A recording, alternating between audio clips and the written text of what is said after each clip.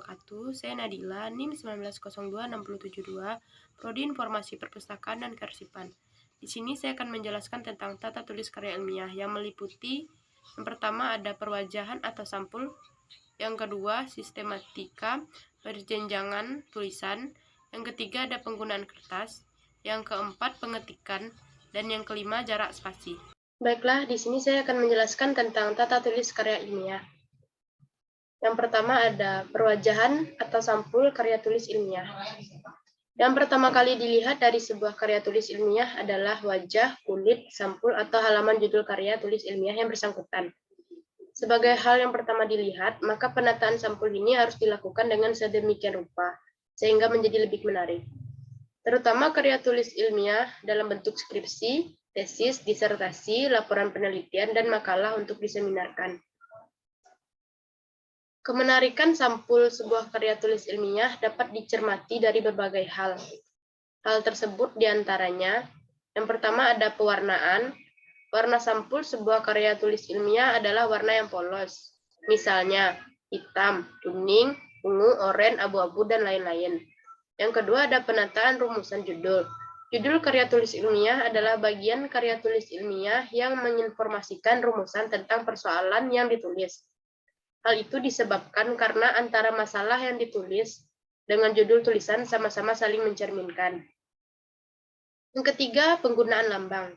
Lambang yang dipakai pada sampul judul adalah lambang fakultas atau lambang universitas tempat penulisan karya tulis ilmiah itu belajar. Jika penulisan karya tulis ilmiah itu dibiayai atau disponsori oleh lembaga tertentu, maka lambang institusi yang membiayai atau mensponsori karya tulis ilmiah itulah yang digunakan. 4. Jenis huruf yang dipakai pada umumnya jenis huruf yang digunakan pada karya tulis ilmiah adalah Times New Roman. Ukurannya adalah 14. Yang kelima, susunan baris rumusan judul. Sesuai dengan jumlah kata pada rumusan judul, sebuah judul karya tulis ilmiah dapat terdiri dari 2 atau 3 baris. Terdapat hal yang seperti ini, penulis harus mampu menata kata-kata pada masing-masing baris. Yang keenam ada kelengkapan komponen sampul. Pada umumnya komponen sampul terdiri dari beberapa hal, yaitu judul, jenis tulisan, identitas penulis, lambang lembaga, nama kota, tahun. 7. Posisi pernyataan. Kata-kata, frasa, atau klausa yang terdapat pada judul dapat dituliskan dalam bentuk lurus kanan penuh, lurus kiri penuh, atau seimbang. Yang kedelapan, ketebalan tulisan. Pada umumnya, tulisan yang terdapat pada sampul dicetak dengan cetak tebal atau bold. Yang kedua, B. Sistematika penjenjangan tulisan.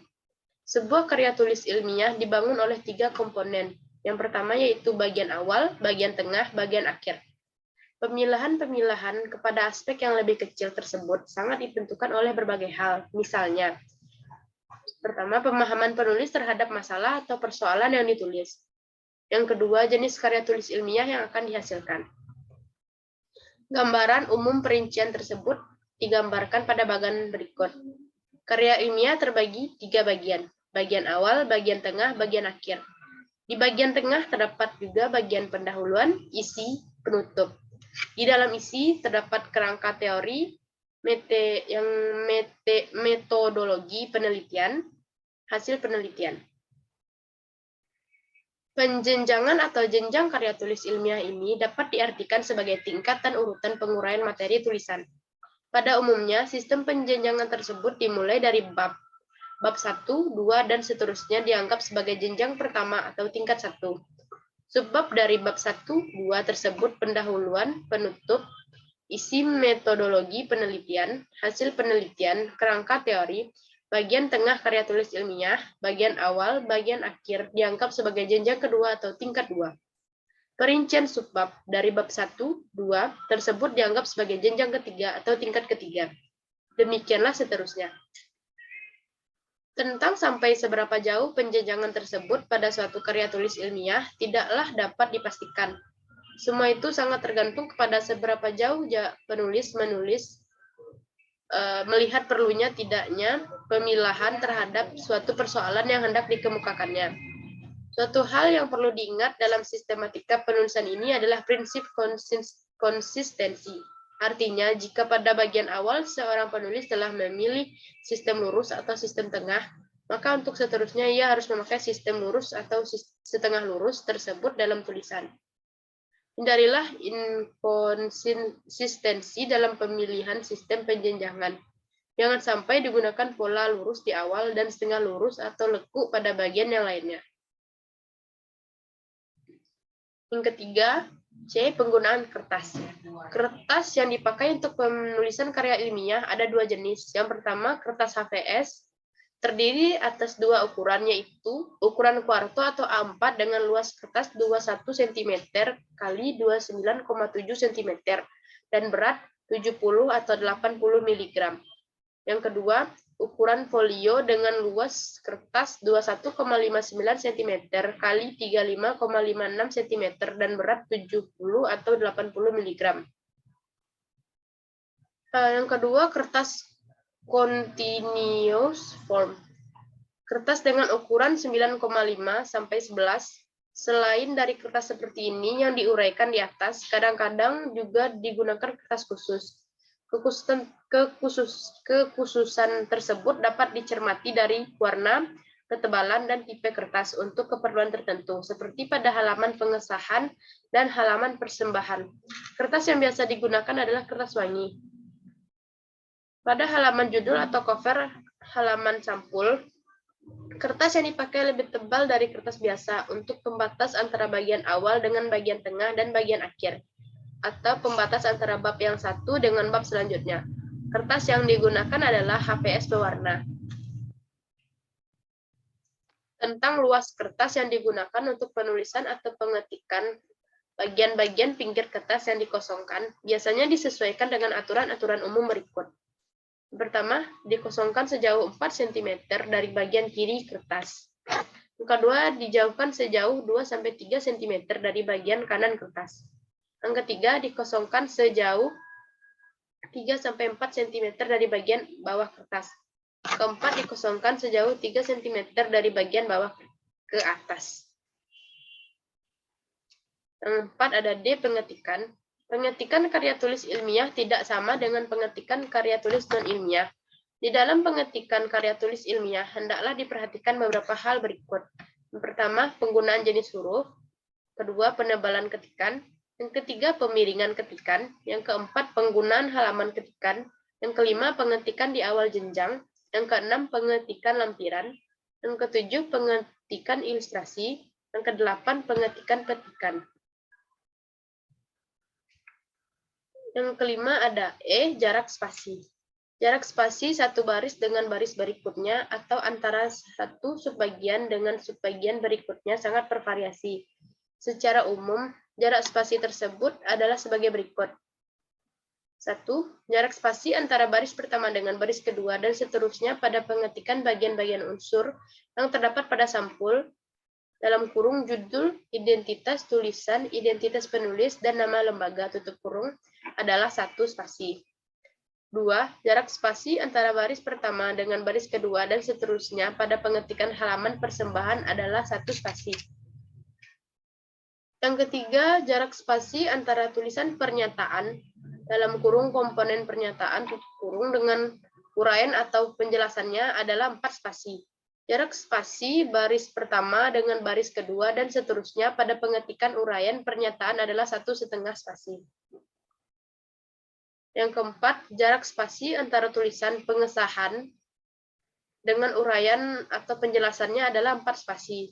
Jarak spasi baris pertama dengan baris kedua dan seterusnya pada pengetikan uraian persetujuan adalah 1,5 spasi. Yang kelima, jarak spasi antara tulisan abstrak dengan uraian atau penjelasannya adalah 4 spasi. Jarak spasi antara baris pertama dengan baris kedua dan seterusnya pada pengetikan abstrak adalah 1 spasi. Jarak spasi antara tulisan kata pengantar dengan uraian atau penjelasannya adalah 4 spasi. Jarak spasi antara baris pertama dengan baris kedua dan seterusnya pada pengetikan kata pengantar adalah 1,5 spasi. Yang ketujuh, Jarak spasi antara tulisan ucapan terima kasih dengan uraian atau penjelasannya adalah 4 spasi. Jarak spasi antara baris pertama dengan baris kedua dan seterusnya pada pengetikan ucapan terima kasih adalah 1,5 spasi. Jarak spasi antara tulisan daftar isi dengan uraian atau penjelasannya adalah 4 spasi. Jarak spasi antara komponen-komponen utama daftar isi dalam kurung abstrak, kata pengantar, daftar isi, bab-bab, daftar pustaka, dan lampiran, kurung, pada pengetikan daftar isi adalah 2 spasi. Jarak spasi antara subkomponen bab dengan subkomponen bab berikutnya pada penulisan daftar isi adalah 1,5 spasi. Jarak spasi antara baris pertama dan baris kedua dan seterusnya pada penulisan subkomponen daftar isi adalah 1 spasi. Hal yang sama juga berlaku pada spasi penulisan daftar-daftar lainnya. Kesembilan, jarak spasi antara tulisan bab dengan uraian atau penjelasannya adalah 4 spasi. Jarak spasi antara akhir uraian subbab dengan judul subbab berikutnya atau jarak spasi peralihan dari subbab pertama ke subbab kedua adalah 3 atau 4 spasi. Jarak spasi antara baris pertama dan baris kedua dan seterusnya pada pengetikan subbab adalah 1 spasi. Jarak spasi antara baris pertama dengan kedua dan seterusnya pada pengetikan paragraf isi tulisan adalah 2 spasi. 10. Jarak spasi antara tulisan daftar kepustakaan dengan uraian atau penjelasannya adalah 4 spasi. Jarak spasi antara buku pertama dengan buku kedua dan seterusnya pada pengetikan daftar kepustakaan adalah 2 spasi.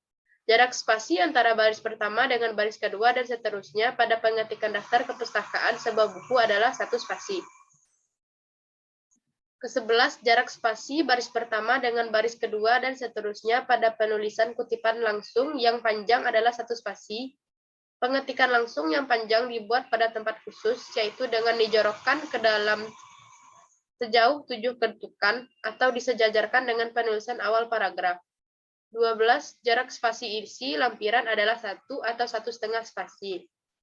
13. Jarak spasi pada keterangan tabel, keterangan bagan, keterangan gambar, dan keterangan-keterangan yang lainnya adalah 1 spasi. 14. Jarak spasi antara nomor halaman dengan uraian sebelumnya atau uraian sesudahnya adalah 2 spasi. Hanya itu yang bisa saya sampaikan, terlebih terkurang mohon maaf. Assalamualaikum warahmatullahi wabarakatuh.